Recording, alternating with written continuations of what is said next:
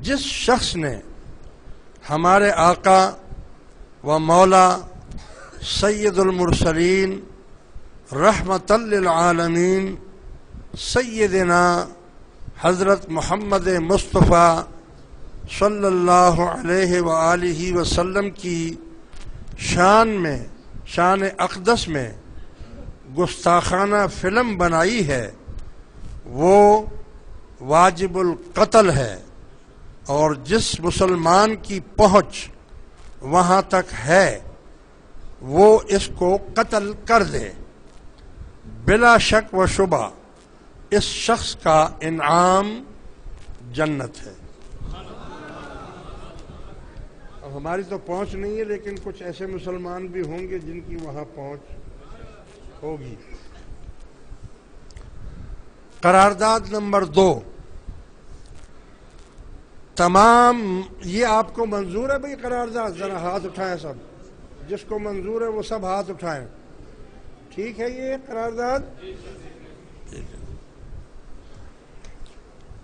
Number 2، تمام مسلم ممالک کے حکمرانوں کو چاہیے کہ وہ OIC اور اقوام متحدہ میں یہ بین الاقوامی قانون پاس کروائیں کہ جو شخص کسی بھی نبی، خصوصاً سید الانبیاء حضرت محمد مصطفیٰ صلی اللہ علیہ وآلہ وسلم کی شان اقدس میں گستاخی کا مرتکب ہو، اس کو سزائے موت دی جائے۔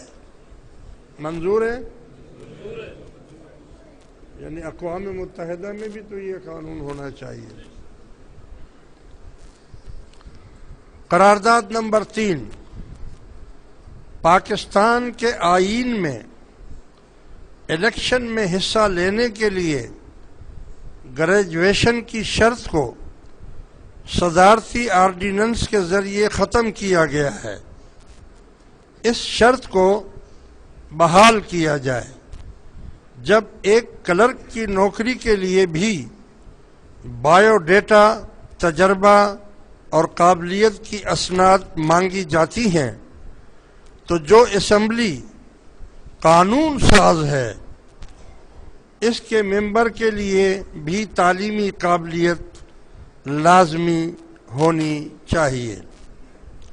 لہذا الیکشن میں حصہ لینے کے لیے گریجویشن کی شرط کو فوری طور پر بحال کیا جائے۔ یعنی اندازہ لگائیں کہ قومی اسمبلی جو قانون ساز ادارہ ہے وہاں پر اس شرط کو ختم کر دیا گیا ہے کہ پڑھا لکھا ہو یا نہ ہو، بس ممبر بن کر جا کر قومی اسمبلی میں بیٹھ جائے، تو کیا گدھوں کو وہاں پر بٹھا کر آپ قانون بنائیں گے؟ جب قابلیت ہی نہیں ہوگی ان میں تو قانون ساز اسمبلی کی کیا ضرورت ہے پھر؟ کیا یہ شرط آپ کو منظور ہے؟ یعنی قومی اسمبلی میں کم از کم گریجویشن پاس تو ہو نا، جو جا کر وہاں قانون تو بنائے نا۔ لہذا ہم حکومت سے یہ مطالبہ کرتے ہیں کہ فی الفور اس آرڈیننس کو منسوخ کیا جائے، اور ڈگری جعلی ہو یا اصلی ہو مگر ڈگری کے بغیر کوئی بھی شخص قومی اسمبلی یا صوبائی اسمبلی کا ممبر نہیں بن سکتا۔ قرارداد نمبر 4 اور بڑا اہم، پاکستان کی موڑ میں یہ پہلا قدم ہوگا، اور اس کے لیے آپ کو بہت بڑی تحریک چلانی پڑے گی۔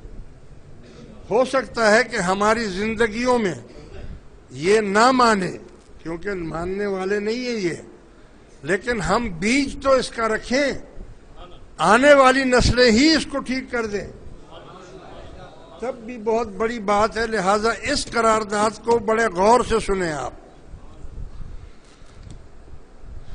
قرارداد نمبر 4، جس طرح ووٹ لینے والے کی الیکشن میں حصہ لینے والے کی قابلیت ضروری ہے، اسی طرح ووٹ دینے والے کی قابلیت بھی ضروری ہے، اور ووٹ ڈالنے والے کا اہل ہونا بھی لازمی ہے۔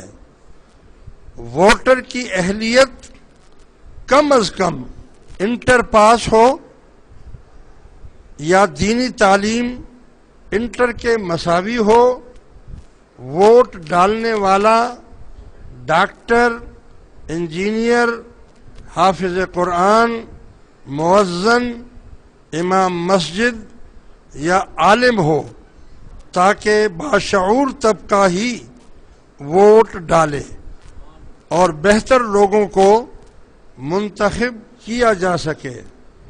ووٹر کی اہلیت کو فوری طور پر قانونی شکل دی جائے۔ کیوں بھائی، کتنا اندھیر ہے کہ اگر 99 اللہ کے ولی کسی کو ووٹ دے دیں اور 100 شرابی ووٹ دے دیں، یعنی ایک ووٹ شرابیوں کا بڑھ جائے تو وہ کامیاب ہوگا۔ تو شرابی کو لائیں گے نا، ڈاکو کو لائیں گے، چوروں کو لائیں گے۔ اور یہ کیا بات ہوئی کہ ایسے جاہل بھی ہمارے ملک میں موجود ہیں جو ان پڑھ ہیں، انہوں کو انگوٹھا لگانا بھی نہیں آتا ہے۔ وڈیرے نے بول دیا کہ انگوٹھا لگا دو تو انہوں نے انگوٹھا لگا دیا، 10 روپے میں ووٹ بانٹ دیا یا کھانا کھلا دیا ان کو، یا کوئی سائیکل وائیکل دے دی۔